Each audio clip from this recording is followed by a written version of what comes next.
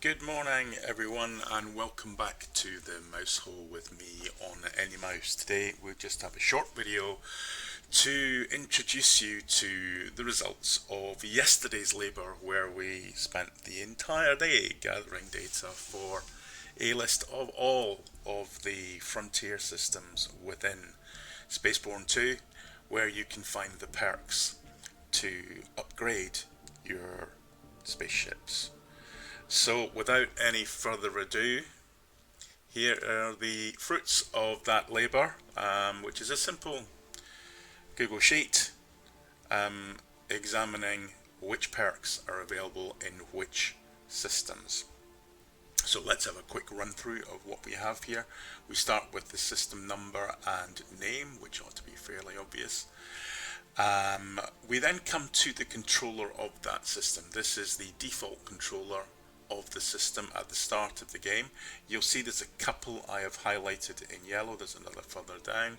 These are systems I already own, and I think it was these systems who had them at the start, so they may be wrong. If you could either confirm or correct me, please, I would really appreciate that, and we'll get those yellow labels removed.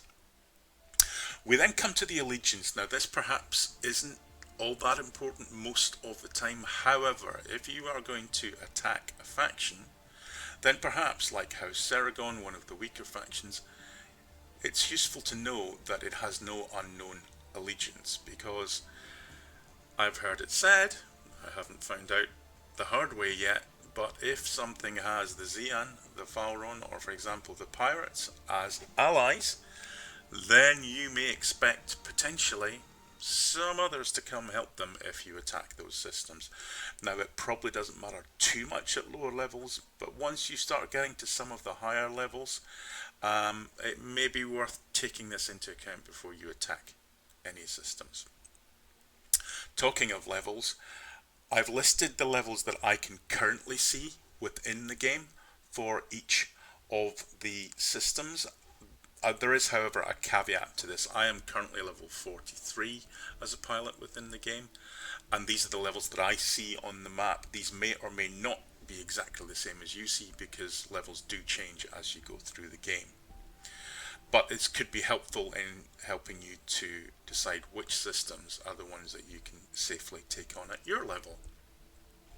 We then have the faction name of the faction within each system, and here it's perhaps worth pointing out that there are three systems, the first of which is Chulak, that has more than one faction. We'll just highlight that so you can see that. And Chulak has indeed both the Ziba and the Raya factions. However, each of them only has three of the different possibilities of perk within the station, and in fact one of them is duplicated as well, so perhaps not the best option.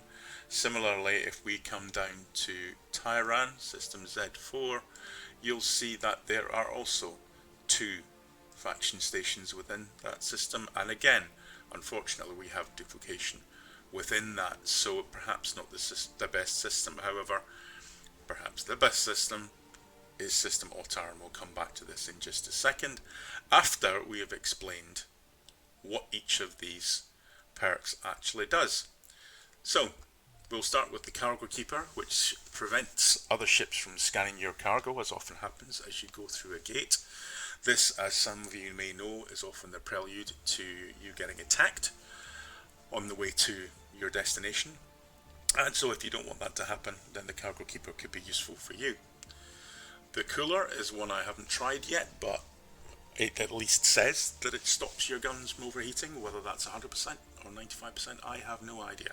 So please let me know in the comments below.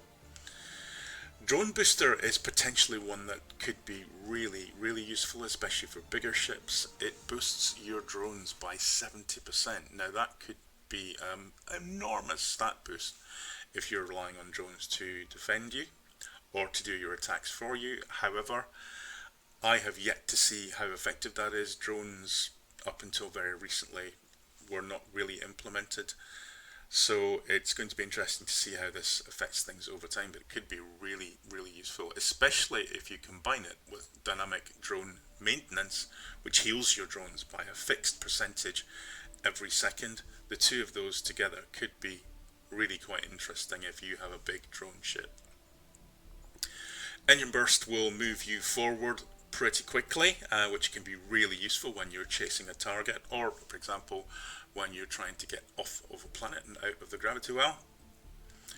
Holographic mirror does more or less what it suggests and creates a visual copy of your ship to try and split up the attacking actions of your enemies and give you more opportunity to either get away or to take them on. Immortal will boost your defenses. Whether it actually makes you immortal or not, I've yet to be convinced, but it does hugely boost your defenses to protect your ship for a short period of time, round about 20 seconds or so. And if you can take down a few enemy ships in that time, then that will give you a bit of a benefit and be able to stop yourself getting blown to pieces before you can return fire. Mines, again, does what it suggests on the tin and drops some mines behind your ship. Again, I have tried this and not been particularly impressed with the outcome, but I'm not sure how well it's been implemented yet. So this remains to be seen for me in terms of effectiveness. Could be useful with the drone booster and dynamic drone maintenance though. Multi-missile will send off a batch of, I believe, homing missiles to attack your enemies. Again, I haven't tried this, but could be really useful in some circumstances. Signal disturber will stop your enemies from sending off a distress call when you attack them, so this could be really, really useful, especially in some missions where perhaps your target will call in reinforcements. Squad boost, and again, this could be especially useful if you've got a lot of enemies, but particularly if you're doing something like raiding a system or attacking a station. This will give a boost to all of your squad mates, your alpha squad. And given that if you've fully trained them, they operate at 1 or 2 levels above your level, this could give you a huge increase to damage and survivability in attacks and in defending your systems. And stabilizer, last but not least, for those of you who want to go out and collect pods, will make those pods stay around for a bit longer to let you recover them. So how are we going to use all of this information? Well, there's a few ways we could do it. I'm sure you guys will come up with much more information than me and much better ways to do this. But what I have done already is I have used this to try and filter down which systems have the perks that I want. So for example, I often use the combination of the cooler will be one I'll use in future, so let's just select that, along with engine burst and immortal. And if those were the 3 perks that I want on my ship, if I just select those 3, then you'll see that we have quickly reduced the possible systems that we can find these in, and you can then look and see which of the systems has the other things that you want. I've also left multi-missile as well. Let's just take that off. We can look at which of the other systems has the other perks that we'd like. So for example, here we have cooler and immortal. This one also has immortal along with engine burst, but doesn't have all 3. So we can narrow down the system we're going to go to try and get all of the items that we want within our ship. As I said, I'm sure you guys will come up with much better and more effective ways of using that than I am. Please let me know what they are. I'd love to find out about them. But that kind of covers my little summary of the data so far. It does cover all 55 systems, all 58 of the stations that we have within those systems, including the one system Allura, which I believe to be bugged because it doesn't actually have a faction hangar in it. It has an outpost which is labelled as faction hangar. I will let the dev know about that, and hopefully that will be fixed fairly soon. But there we are. That is the unanimous Spacebourne II Faction Hangar perk list. Please let me know what you think. Please point out any mistakes that I've made, I'm not perfect, and let me know how you're using this and how effective it is, and especially whether all of this is reproducible over different games for different people, because that's something that I don't have any information on so far. Enjoy. Hopefully this is useful to you, and I'd love to hear how you get on. I've been on Any Mouse. This is the Mousehole, and enjoy your time in Spacebourne 2. Bye bye.